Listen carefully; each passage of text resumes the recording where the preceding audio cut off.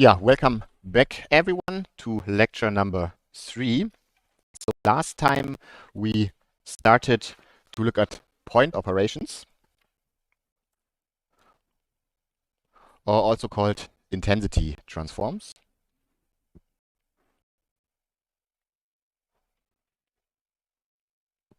Yeah, which were mappings from the real numbers to the real numbers, meaning that we map one gray value to another. Yeah, so we had several examples like this clipping, normalization, gamma correction, log transform, thresholding, and to find out what we can do with these kind of things, we introduced the concept of the histogram. And we were done introducing the discrete histogram, which looked as follows. So the histogram is with respect to a discrete image, capital F, and for any gray value in our value range, it's just counting how often it appears.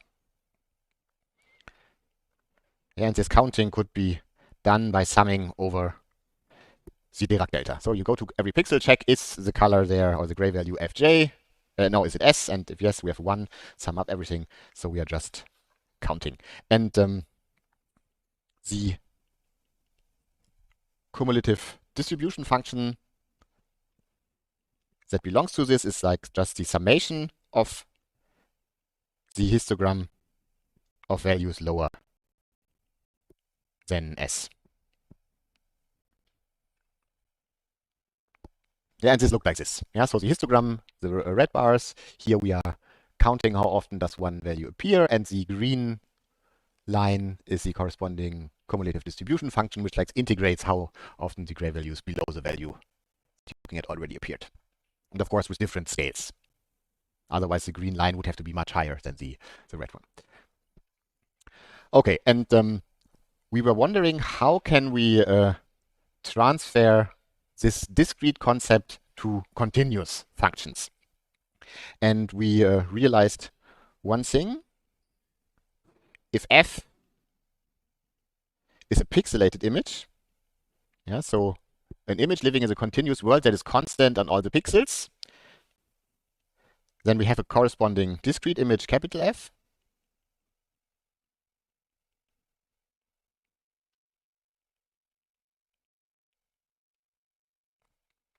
And we realized that we can express the histogram of some value S as a scaling factor, which is just the volume of our pixel, so of 1 pixel times the volume of the corresponding level set function. Yeah, we're just checking the area of where F is taking the value S. Yeah, and this motivated us to consider the following as a discrete histogram.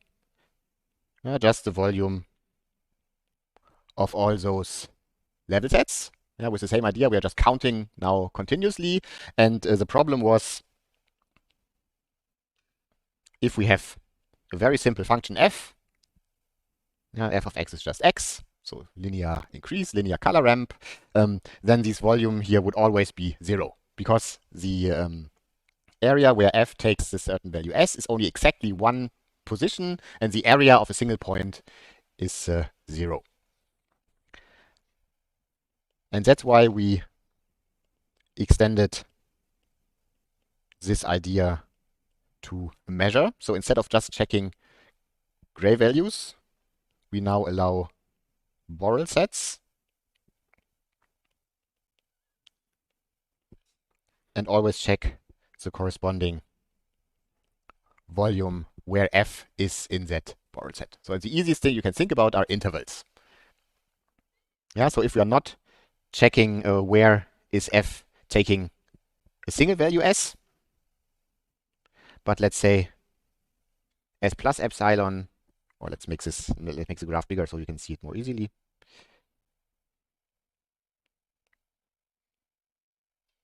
This is our f.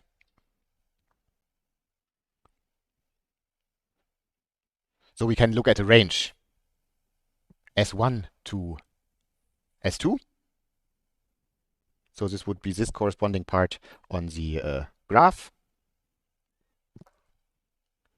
And here would be the corresponding level set. So where f is taking values between S1 and S2 is exactly here. And this now does have a positive volume because it's a whole interval. Yeah, and that's why this kind of construction allows us to measure the histogram. And I think to get a bit better understanding of what these measures are for, it would be good if I briefly go together with you through this part of the appendix. So I hope everybody already looked at this, but I think it's good if we also look at this together. Okay? Or did everybody read the appendix and think everything is clear and we can just move on? Okay, then let's briefly go through this. So, yeah, the whole idea is that a measure is something where you want to be able to like check volumes. So how big is the volume? And of course, everybody of us should have an intuitive idea what the volume in R3 is. Yeah, so you can, if you have some object, you can easily measure what the volume is. But from a mathematical perspective, there are very, very different ways to measure volumes, also in very abstract spaces. Yeah, and the idea of measure theory is that you break down what makes a volume and like find the smallest common denominator of things that you need to assume, so you have something that is reasonably to be called a measure. Yeah, and this construction looks very abstract and has like several steps. So let me try to guide you through this. And of course, if there are questions, please do ask. So the first thing that one needs to start with is the so-called measurable space. So intuitively, so you want to like check what are the sets where I want to know the volume. Or what are properties that if I know the volume of some sets, I also want to be able to get the volume of other sets. And so the volume is always relative to some outer space. So if we have the three-dimensional volume, it's always part of all of R3. But you could also be just, you could be on your unit square and want to measure something in your unit square. So the outer part where we are looking for volume is called omega. So, and now in this set omega, we consider all the possible subsets. So that is called the power set. Yeah, so well, let's say omega is just the real numbers. Then, for instance, all the intervals would be subsets, so all of them would be in the power set. Yeah, and now to have a system of measurable sets, we make some very fundamental assumptions. So first, we always want to be able to measure the entire set. So we must be able to assign the volume to all of R, for instance. Yeah, would be infinite in the usual case, but we need to be able to assign a volume to the entire space. And also, if we can measure something, yeah, let's say if we can measure the interval from 0 to 1, we also want to be able to measure the complement. So everything that's not in the interval 0 to 1. Yeah, that's like a very natural thing to be able to measure the complement. Yeah, of course, also you can think of if you can measure the entire space and something in it, then the measure of the complement should like be just this volume minus that one. And another property is if you have sets that you can measure, you want to be able to measure the union. Well, if you have a bunch of intervals, you also want to be able to measure the union of all these sets. Yeah, quite abstract, but hopefully natural requirements that should be fulfilled. Yeah, and then there are some technicalities. So this pair here of omega and this set of sets A is called now a measurable space because it's something where we will be able to define a measure. Yeah. So far we don't have a measure yet, but just something where we have a chance of measuring. Yeah. So the elements then are called measurable, and if omega is a topological space, so that means if they are open sets. So for instance, in for the real numbers, the open intervals are open sets. Yeah, and we have defined what open sets in the real numbers are. And in that case, it is very natural that you want to be able to measure the open sets. Yeah, so in R, you definitely want to be able to measure what's the volume of an interval. And the corresponding algebra here, the corresponding sigma algebra that contains all these open sets is called Borel algebra. Yeah, so that's a very important element here. Yeah, so you can think of, for instance, for R and the open sets, think of the intervals and then all possible unions and intersections and complements of intervals. So there's a lot of different sets you can express with this. Okay, so that is what a measurable space and the Borel algebra are. Yeah, and if we look back at where we started, so this is what I meant here with the Borel algebra of R. Yeah, that goes in there. So now that we have a measurable space, we can start to introduce what a measure is supposed to be. Yeah, and it is a function mu that assigns to every of our measurable sets a volume, something between 0 and infinity. And infinity is allowed. Yeah, volume of all of R is infinity. And this is called measure. We only need two properties. So we always want that the volume of the empty set is 0. Yeah, that's very natural. If nothing inside, there should be no volume. And some kind of additivity, called sigma additivity. If we have sets that are disjoint, yeah, interval 0, 1, interval 2, 3, if we look at the volume of the union, this should be the sum of the individual volumes. Yeah, so a very fundamental but important property for something to be a reasonable measure. Okay. Yeah, and this mu then it's called a measure, and this triple, yeah, now we are adding the measure to the measurable space. This is called a measure space. Yeah, and if it happens that our A here is just the Borel algebra that I introduced earlier, this measure is called Borel measure. Yeah, and there's some other technicalities that are not so important.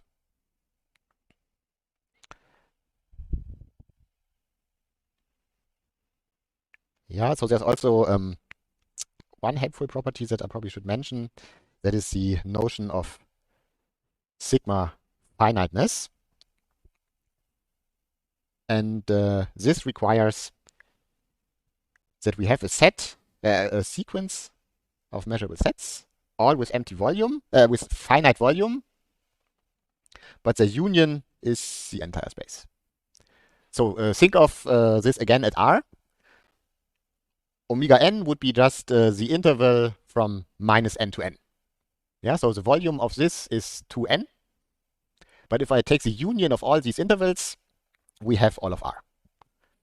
Yeah, and so that means this sigma finiteness says we can like approximate the entire space with sets of finite volume. So this is not the case for all measures, but for the one that we naturally think of as volume, it's possible. Yeah, just bigger and bigger intervals or bigger and bigger balls. Okay, after these very abstract definitions, let's have a look at some very specific things that are measures. Yes, the probably easiest example is the counting measure. Yeah, here we are considering the real numbers.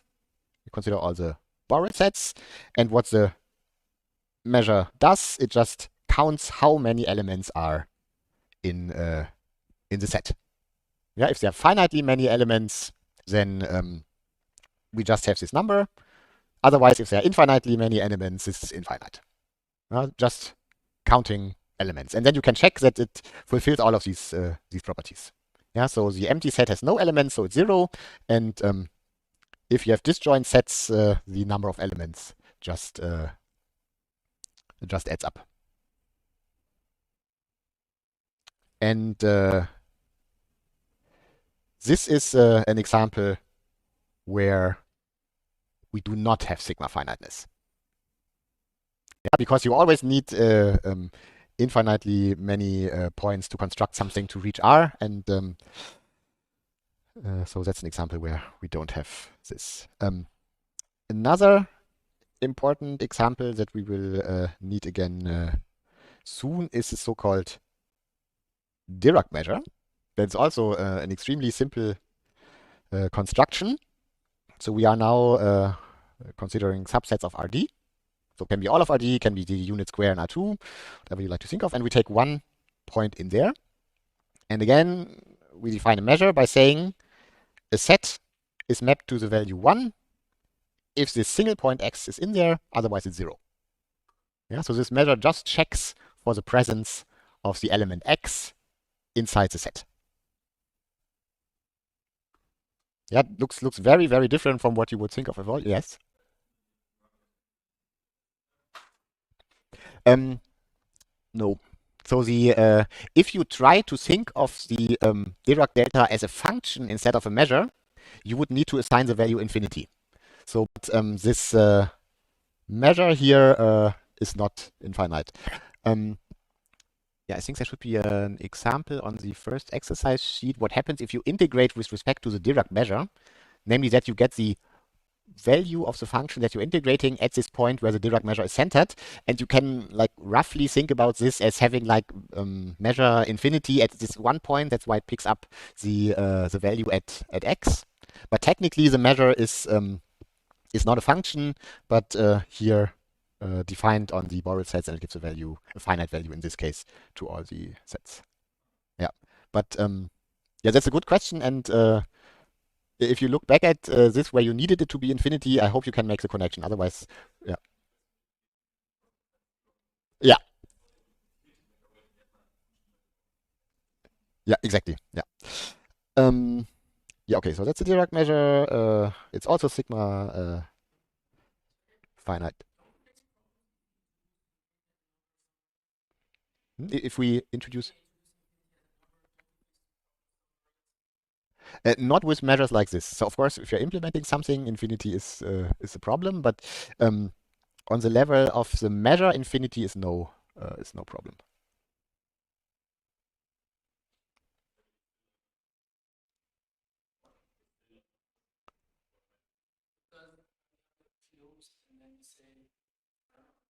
Yeah, but so we need, for instance, that the volume of R is infinity.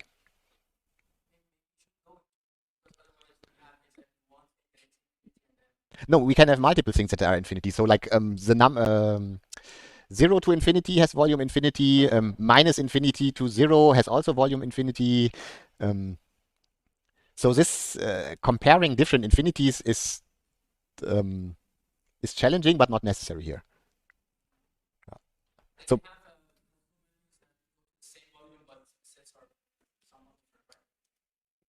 yes, but only for infinity. Yeah. No, of course, no. If for a finite number, yeah. You also have different sets that have the same volume, of course. Yeah. Yeah, like a square and a rectangle with different side lengths, of course, can have the same volume. Yeah. Okay. But also, for example, for domains and then boundaries there and not their same volume. Yes. Yeah, this has to do with null sets, and we are coming to those because I mentioned null sets before, but it's also important to introduce them. But now, final example is the example that probably everybody would be thinking of because this is like the normal volume. So technically, it's somewhat complicated, but essentially, you start by saying that like these cuboids, the volume of a cuboid is just the product of the length of the sides. Yeah, like a rectangle, the volume of this is length times height. Yeah, so this is very this is the natural volume. This is where you want to.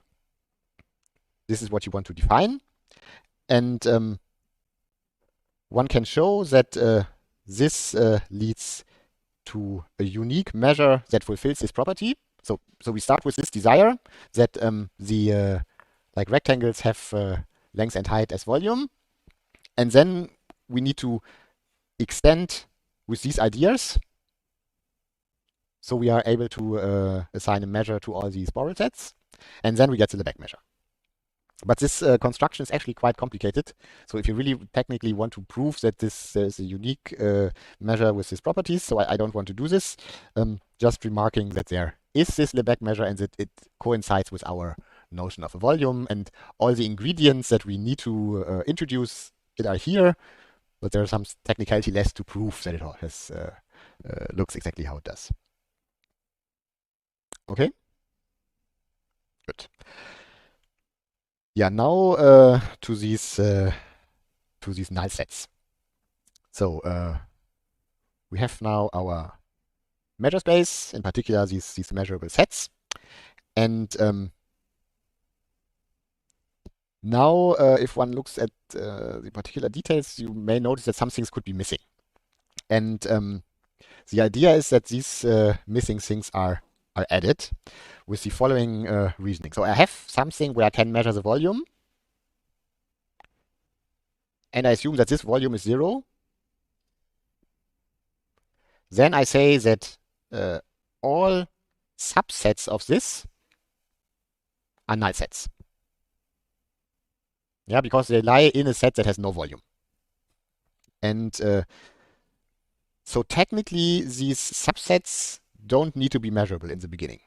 Yeah, there are some quite technical exemptions, but that's the starting point. If something is a subset of a set with volume 0, it is called null set. And if we say that something happens mu almost everywhere, like we have convergence pointwise almost everywhere, this means that the set where it does not hold is a null set. Yeah, that's what this almost everywhere convergence, for instance, means.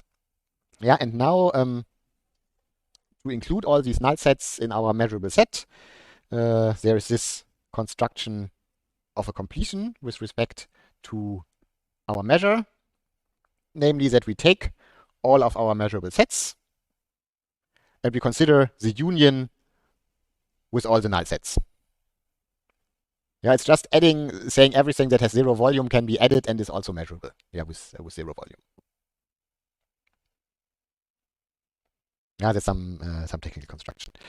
And so now that we have a measure, we can also integrate with respect to that measure in a way that is consistent with what you would think of the integral. Yeah, when you think of the integral, you should think of the area under the graph. But now we have seen that there are very different measures, so very different ways to describe the area. And if you have a different area description, this leads to a change in the integral. And that's why we want to define what an integral with respect to a certain measure is. And the integral with respect to this Lebesgue measure then is the notion of the integral that you should be familiar with. But you also get new integrals, like if you want to integrate with respect to this Dirac delta. So how does this look? What do we need? So we need a measure space and a Banach space. Who knows what a Banach space is? Okay. It's just a vector space with a norm that is complete. So that means Cauchy sequences are converging. Think of the real numbers. They are, this is the, I guess, simplest example, and it will also be sufficient for most of the cases. Yeah, just think about the real numbers. So, and the first thing that we need are so-called step functions. And a step function is something like that.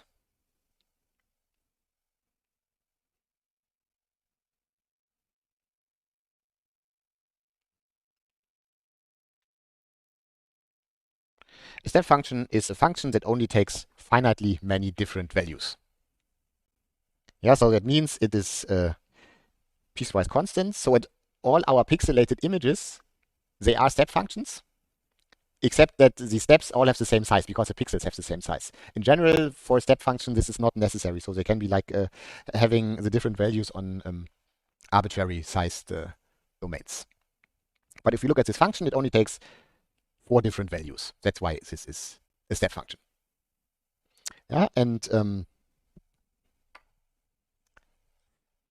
now again, we need some technical preparation. So we say that this step function is mu measurable if all of the pre-images of our values are measurable. Yeah, that's a quite technical assumption, but what that means is, so I check, for instance, let's say here is the value 1. And now I check where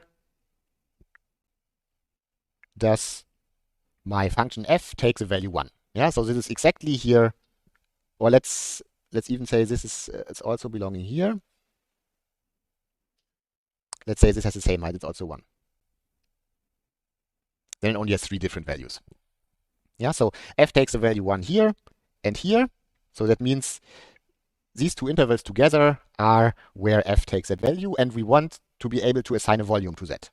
That's what this means. So that for whatever volume I check, I want to be able to take the volume, and that if the function fulfills this, then it's called measurable. Yeah, usually pretty much every function you can easily write down fulfills this property. Yeah, but for technical reasons, you need to assume this. Yes? Well, the pre-image is where f takes certain values. Of course, here in this case, it has to be intervals because we are in RD. But if I would be in R2, for instance, think of f is 1 inside the unit circle and 0 elsewise, then the pre-image of the of 1 would be the unit circle. Yeah, because f only takes the value 1 in the unit circle. But you can have f taking 1 at like arbitrary sets. So for every set, you can consider the characteristic function, and then as pre-image of the 1, you get back that set. Yeah, so in that case, so the pre-image here can be any set. Okay. Yes.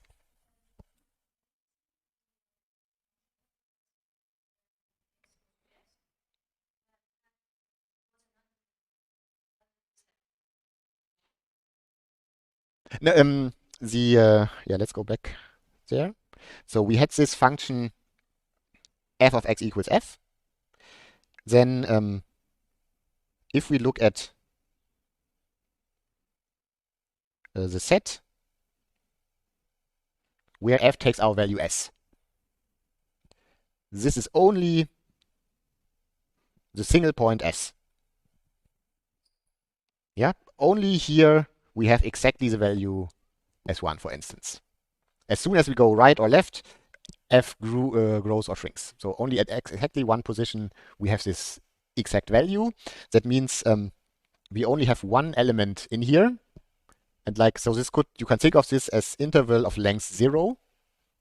Yeah, and the volume of an interval of length 0 is 0. And that's why it's a null set.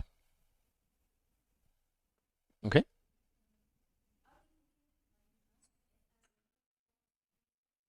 As a union of? No, I wouldn't think f of the union. So you could try to think of it like this. But no, I'm not sure that this would help you in this situation. Okay, so once I'm done with this measure series, there will be some examples how these corresponding histograms look like. Perhaps that's will help to understand what's going on here. Otherwise, feel free to ask again. Yeah. So going back to this more simple case of step functions, where we only have finitely many values. Yeah, so f of x equals x is not a step function because it takes infinitely many values, all values between 0 and 1 in that case. So now we can define the integral with this probably complicated looking formula, but if we look closely, it's actually not so complicated. So what are we doing? So we go through all the values f is taking, and since we know f is a step function, we know there are only finitely many volumes, so this is a finite sum. So no problem. So here, for instance, we would have these 1, 2, 3 values. Yeah, the value here and here is the same. Okay, now let's take one of these values, takes the value 1. So what would you think is this part of the area? So I guess just like this area here beneath these two things. And this is exactly what's happening. So we are taking the volume of the pre-image. So we are taking this interval combined with that interval. and scale it with the height. So this x here would be 1, so it's really this height times this length plus this length. And then we go through the next value. So the next value, let's say here, let's say it's 2. Oops. Yeah, then here is the pre-image of 2. And it's the height, so we get this volume. Finally, then there's this value, let's say this is, I don't know, 1/3.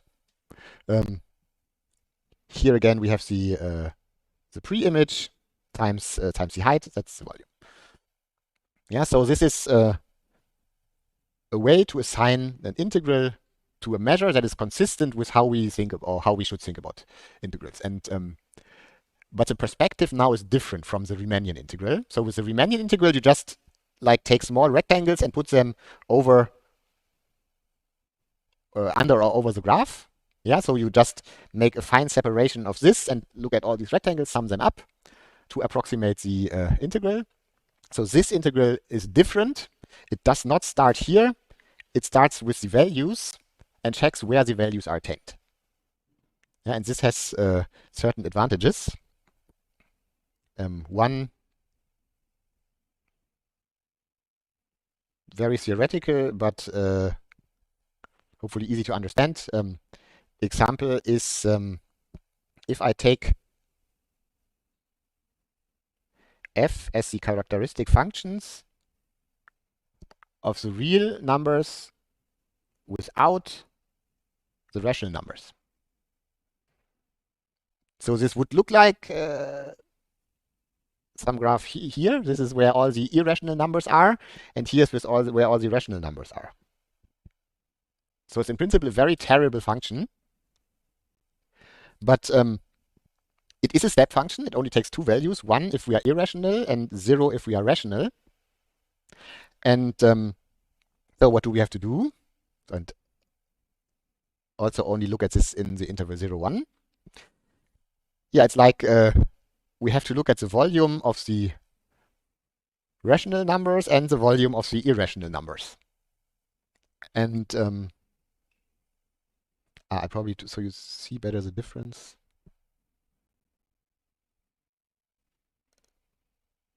Yeah, okay, no, it doesn't matter.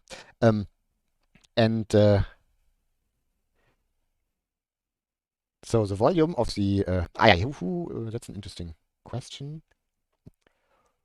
What is the volume of the rational numbers in R? Does anybody have any idea? Exactly, it's 0. Yeah, if we now go to our properties, we can see, since we have a countable union, we can say this is the union of all the rational numbers if the sum is the sum of all these individual volumes, and the volume of a single number is 0. So as countable union, the volume of the rational numbers has to be 0. The irrational numbers are not countable, so there the volume is 1. And that means if we integrate this, we have height 1 times volume 1 as integral for the irrational numbers. And here it's volume 0 times height 0 for the rational numbers. So this integral just assigns the value 1 for this really awful function. And the Riemannian integral fails because the upper sums are always hitting the irrational number. So if you put the rectangles from above, they will always look like this. And if you put the rectangles from the below, they will always have height 0 because they're hitting the rational numbers. Yeah, and this is a very technical but easy to understand example that the new or this kind of integrating fixes problems that the Riemannian integral has. Okay, so hopefully this is now fine for the for step functions. Now, of course, we need to extend this to arbitrary functions, and this is just by going to a limit. So we now take arbitrary functions, mu measurable if they can be approximated by measurable step functions. Yeah, mu almost everywhere, and then the integral is defined as the limit of the step function. So for instance, coming back to this example, if we want to integrate Z1, Yeah, we can take, for instance, this kind of step function. Yeah, and we can make the step smaller and smaller to approximate this function. Yeah, and again, this is something technical that if you do this construction, you get a nicely behaved integral and it's uniquely defined. So it doesn't matter how you approximate with step functions. As long as you have this pointwise convergence, you will get exactly this. Yeah, and this is here, oops, just what this remark says.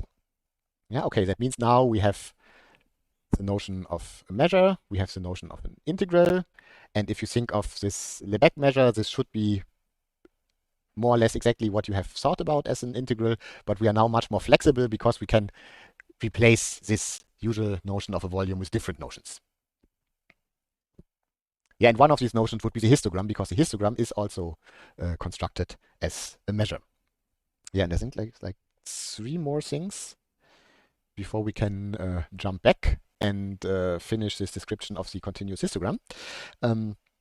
Yeah, first is just a technical definition. So functions from some set omega to some set sigma, where both are measurable spaces, those are called AB, measurable or just measurable, if all the pre-images of this measurable set in one in the range are measurable in the domain where the function is defined. Yeah, so this is just technical that whenever I take a measurable set here and I go back, where came this from under F, I can still measure it. Yeah, that's very natural that you want this and that you need this. And now we come to that where I mentioned the name, I guess, at the end of the last lecture, but where you probably didn't have any chance to understand what this push forward measure is, since without reading the appendix and without ever having measure theory, you probably never encountered it.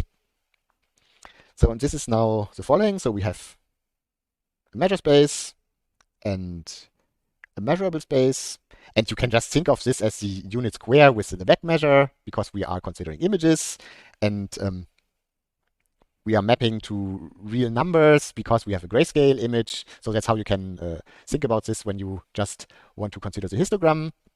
But technically, it holds in this generality. So then we can construct a measure on B by just composing the measure that we have on A with the pre-image.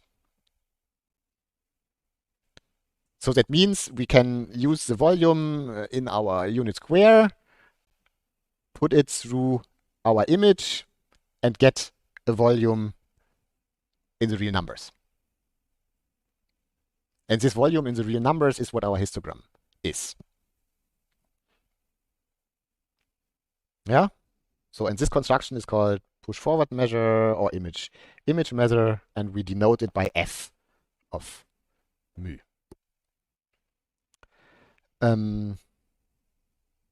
Yeah, so for the sake of completeness, I do have the proof here in case we want to like practice working with this measure terminology, because here you can see how this boils down using the very few properties that our measure fulfills. But it's not too important to understand the histogram measure. So I would leave this up to you. Shall we go through the proof why this object here is actually a measure? So why it fulfills these properties here that I defined as measure? Yeah, shall we go through the proof, or do you want to skip it? I'm fine with either. So who wants to see the proof? Who wants to skip the proof? Okay, so they only have like 2 opinions. Okay, then we skip it. Yeah, but I also skip the next one. But so the next one is now what we actually need for our histogram measure, namely that same setting, measure space, measurable space. So think of unit square and the volume and the real numbers. And then if we have a measurable function like our image, then we can integrate functions. So if this function is integrable with the measure that we get with this push forward measure, then we can express the integral as follows. Yeah, so integrating with respect to this push forward measure just means doing the normal integration that we know by composing our image with this other function. Yeah, and again here we see why this is the case, but important is that this reformulation is possible. Okay, and since we skipped the other proof, I assume we also skip this one. Yeah, I will not ask for these proofs anyway. Okay, so after almost an hour of measures here, let's finally come back to what this lecture is actually about. So we are here now back with our histogram, but hopefully we now have a better idea what this B of R means and what it means that this function actually is a measure. And so what we now have by definition, yes?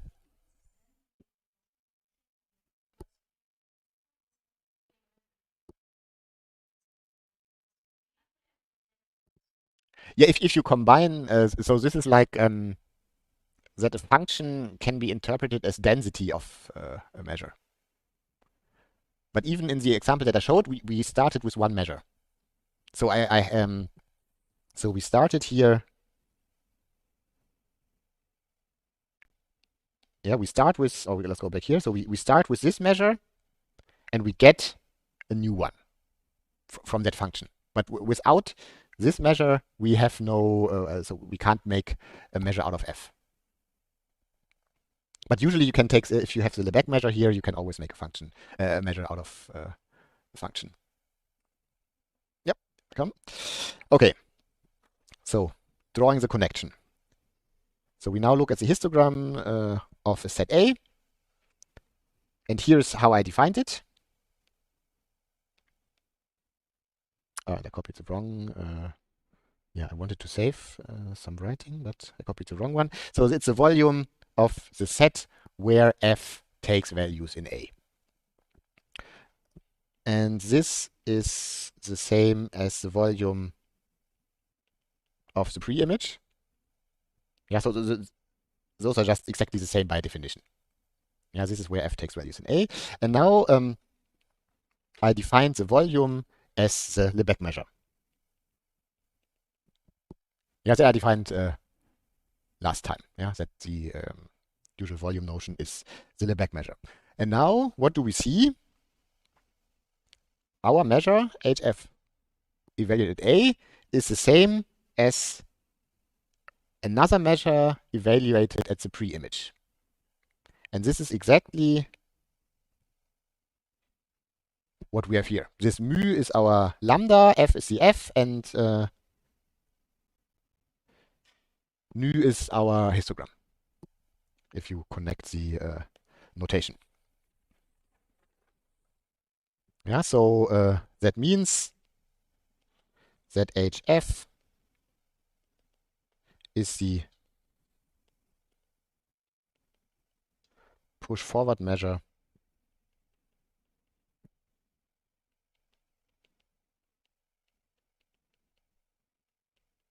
of the Lebesgue measure.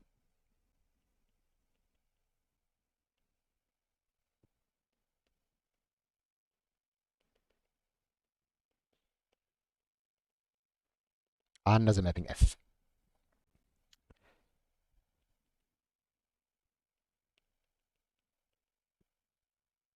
And if we now have any G from R to R,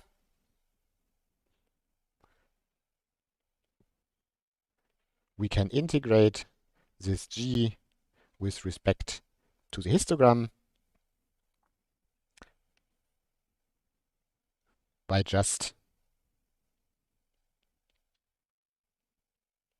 integrating the composition of G and F.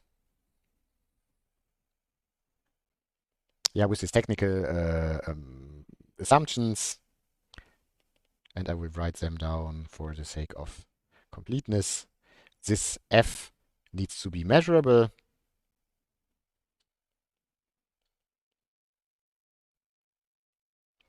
And g is f lambda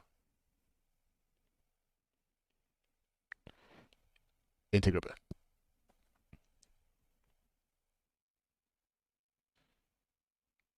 Yeah, and this so this knowledge here is something you should keep in mind when looking at exercise sheet 1, problem 1, I think, if I remember correctly.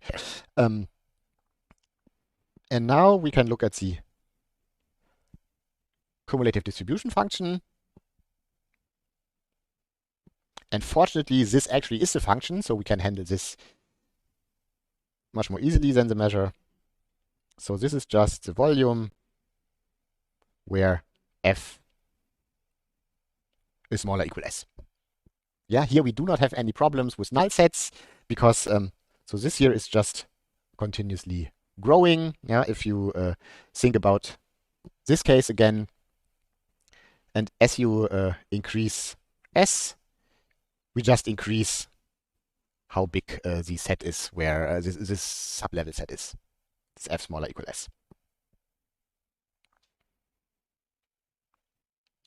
And what we can also see that there is a connection between this cumulative distribution function and the histogram, namely that the change of this function at a certain position is a measure for the histogram.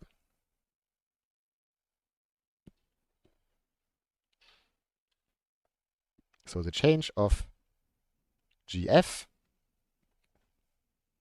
at s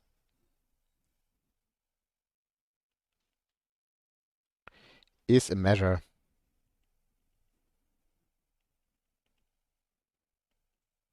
of the histogram of f at s. And when you think about change, you can think about the derivative. And in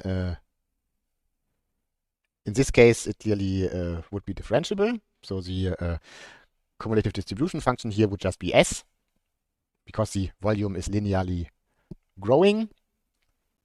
And the derivative is 1, so the change is constant. So that means this f would have a constant histogram. But we'll come to that later. First, I want to remark that gf does not need to be differentiable.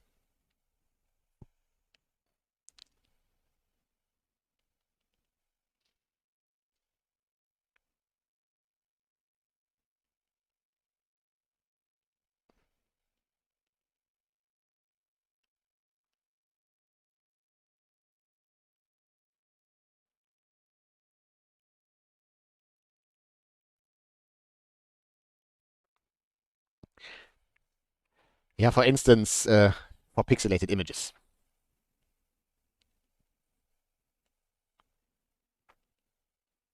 There is just a step function.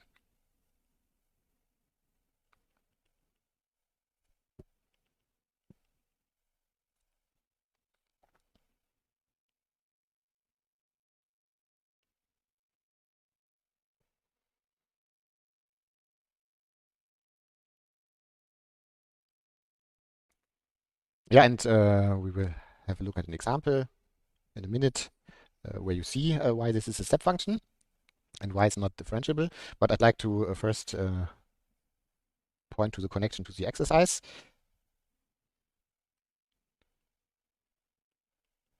Because we can show that the histogram is the so-called distributional derivative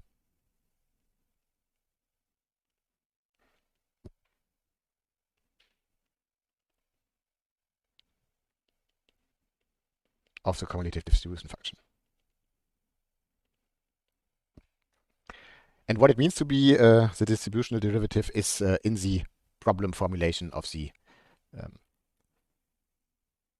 exercise. Yeah, it shows what you have to show, and this is actually the definition of the distributional derivative. So, but let's have a look at specific examples and see how the cumulative distribution function looks like, what's the derivative, and what's the connection to the histogram.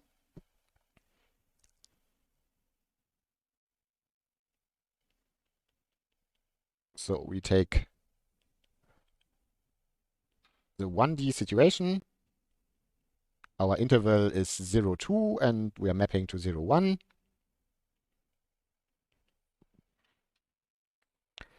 And x is mapped to 1/2 x. So that's like a slight variant of the problem that we always have been referring to. So slight variant of this one. So this looks as follows.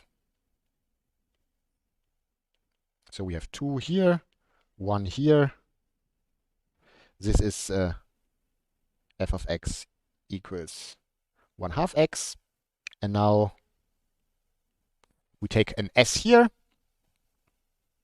get to this point. So here we know that we have 2s. That means this part here is f smaller equal s.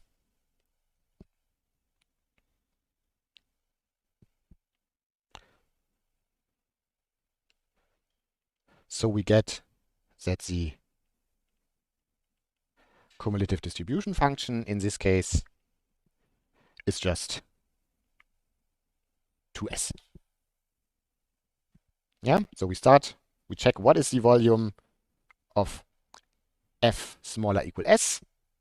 Yeah, so we find this area here. Here f is smaller equal to s. And since the slope is 1/2, here we must have a 2s. So that's our cumulative distribution function. This is nicely differentiable, and the derivative is just 2. So that like the histogram is changing constantly with slope 2. But the histogram itself is not a function, but a measure, as we said before in this case. It's like that the density of this measure with respect to the Lebesgue measure is 2. And so that is the continuous example, but of course we should also look at one of the examples where we developed the discrete histogram for, or the discrete cumulative diffusion function. So let's say it's the characteristic function of 1/2 1. So again, let's make a picture. So we have 1 here. We have 1/2 here. We take, we have 1 here, and we have some s. So f is 0 here and 1 here.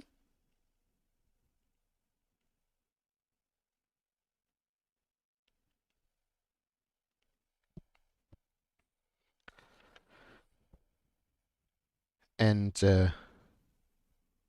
this means this is f smaller or equal to s.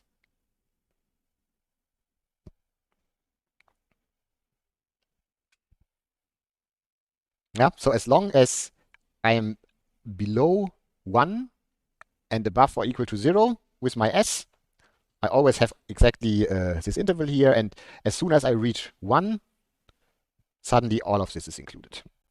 Yeah, this is like the prototype of a pixelated image. At the first pixel it's 0, at the second pixel it's 1. So that means the cumulative distribution function has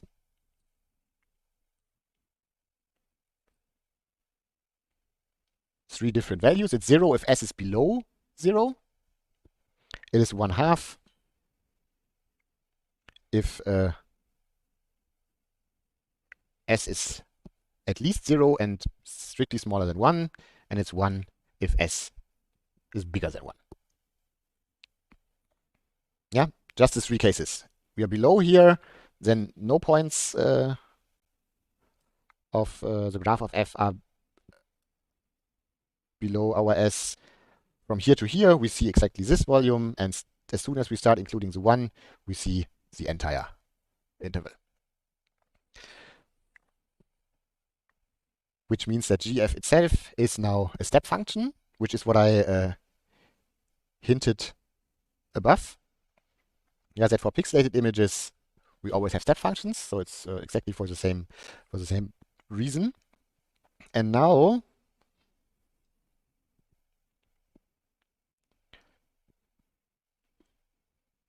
if you would have to guess, what is the derivative of this function intuitively? How does this have to look?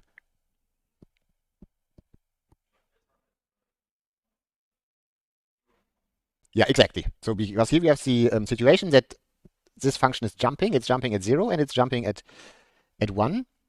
So it has like an infinite slope at these positions, and this is exactly what the Dirac delta can cover. And one can figure out that the scaling is 1/2 because the jump height is 1/2. So it's 1/2 delta 0 plus 1/2 delta 1. Yeah, and if you make the exercise here where this is shown, you can actually see how the Dirac delta comes in there if you insert this particular distribution function. Yeah, but this also hints that this notion here is able to capture these jumps with the delta function.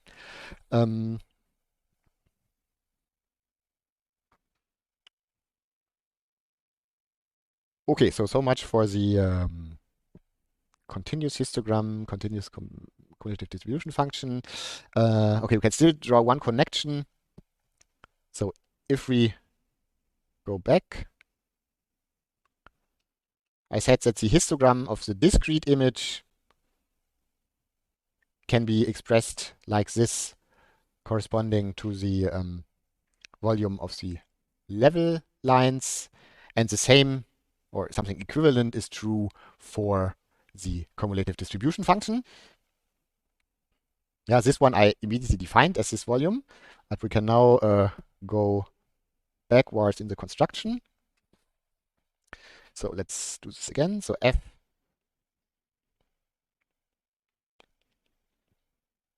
is a pixelated image. We have our value range just 0 to n. Capital F, the corresponding discrete image.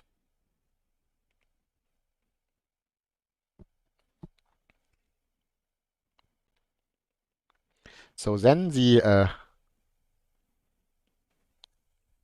CDF was the volume of f lower equal s, but the set f lower equal s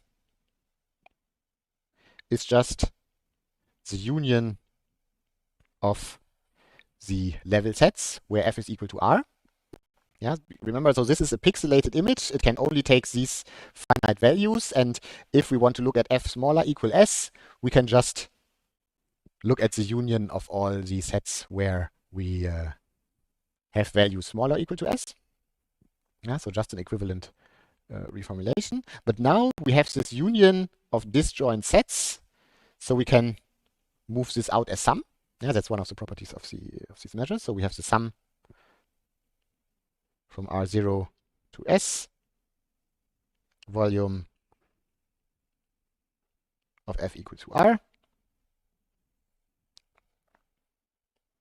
But we know that the volume of f equal to r is the size of the pixels times the histogram.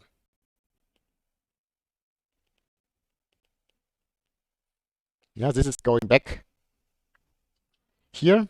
I imported this from last time. We are just multiplying this factor to that side to replace the volume of f equals s with the discrete histogram scaled by the pixel size. So that's what's happening here. I replace that with the histogram of the discrete image scaled by the pixel size.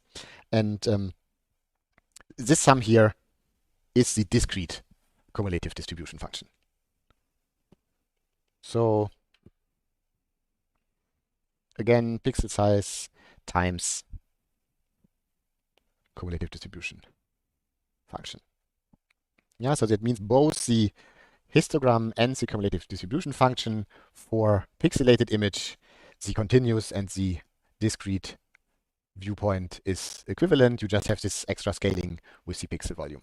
But essentially they are the same.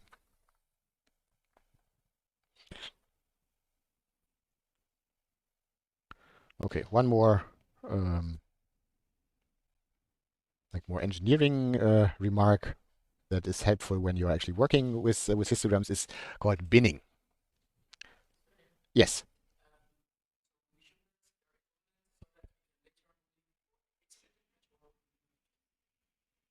No, we will some things we will do in the discrete and some things we will do in the continuous case. So this is just to show that the these notions are essentially the same no matter whether you are in the pixelated or in the continuous case, but the continuous case just needs some extra care because of cases you cannot rule out.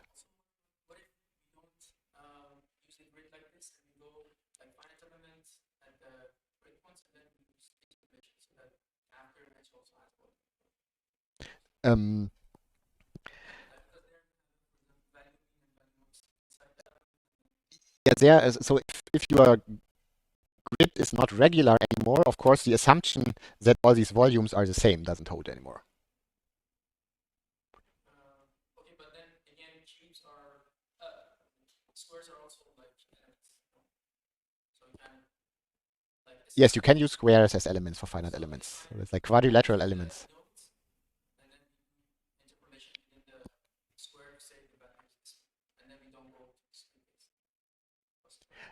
this is a different viewpoint. So there you would have like in the simplest case, a multilinear interpolation of your pixel values.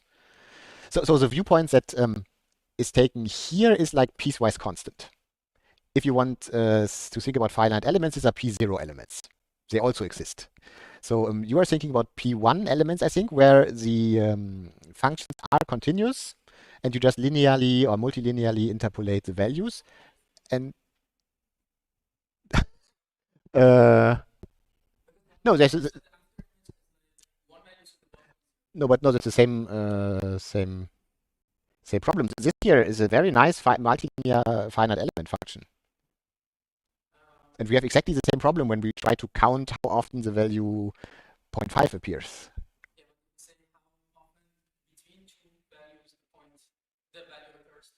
So you could start trying to count the nodal values. So ignore what your interpolation does and only consider the nodal values, but then you're back in the pixelated case where you just...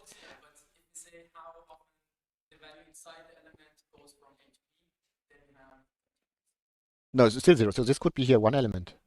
And the value 0.5 is just attained 1 times with the volume of 0.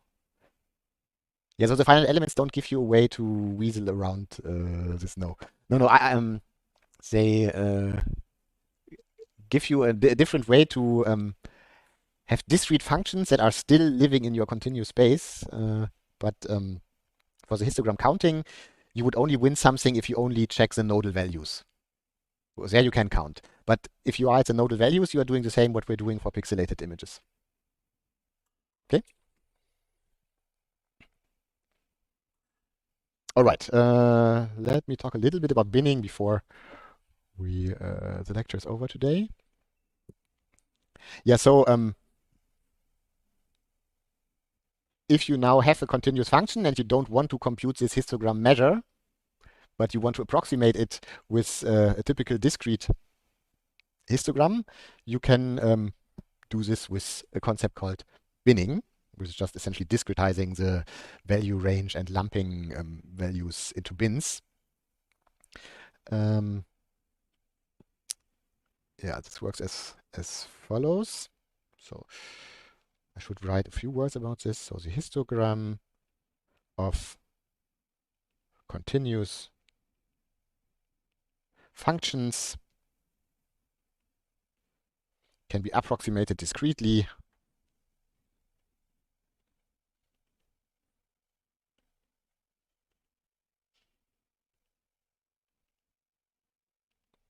by binning. Yeah, and this also works if you want to approximate the histogram of a discrete image.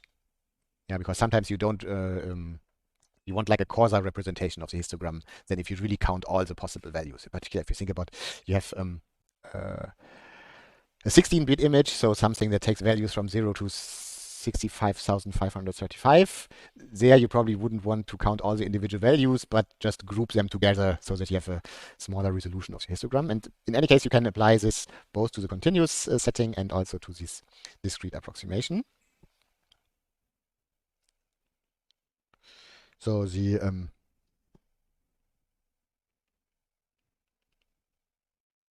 our value range is partitioned. Oops.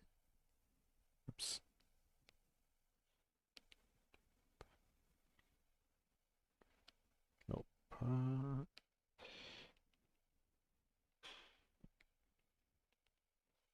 Into intervals.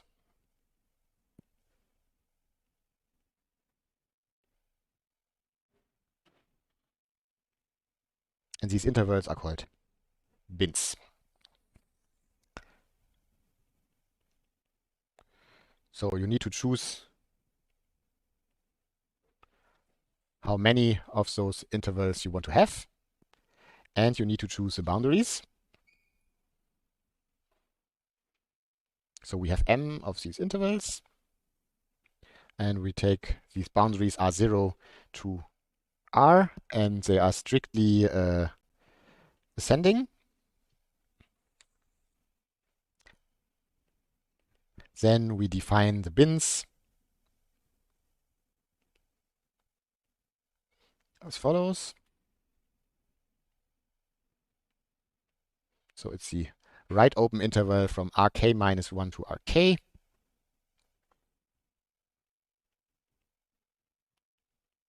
K from 1 to m minus 1, and the closed interval from rk minus 1 to rk for k equal to m.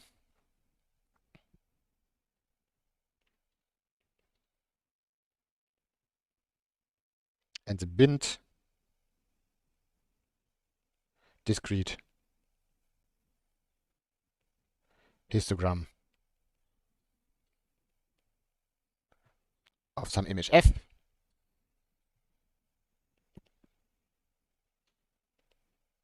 hk of f is the volume where f is in Bk.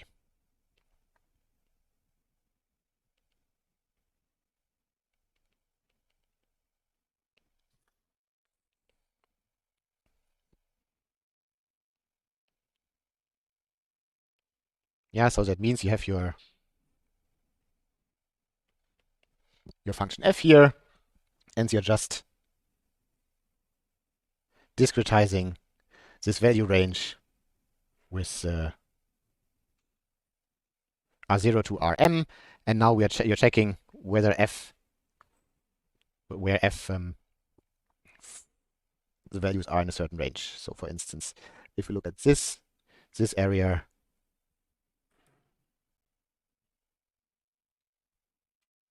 like this would be f in Bk. If we have rk minus 1 and rk here.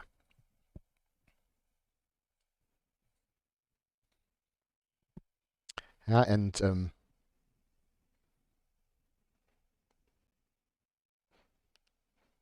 if this value range is bounded,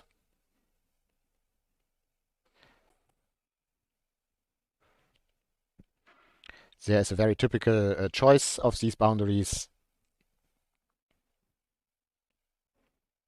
You just start with the smallest value of f, or the infimum of f,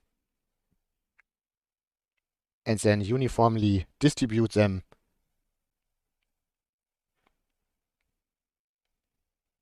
between the infimum of f and the supremum of f. here if k is between 0 and m minus 1, and the supremum of f plus 1 if k is equal to m. Yeah, okay. Yeah, so we are uniformly discretizing the value range. There's like a small technical problem that you can't use only open or only closed intervals because you want these bins to be disjoint. So at the connection points, you have to decide where the value should fall. And I just decided that the value should fall to the right or to the upper bin. And since there is no connection point at the upmost bin, that is it's closed. Yeah, and technically you have to decide whether you put something above the highest value of f or not. But these are just minor issues. The viewpoint that you should have is uniform discretization of your value range, and you can decide how accurate you want this approximation to be. Okay, and yeah, with that, I'd like to thank you for your attention and see you on Thursday.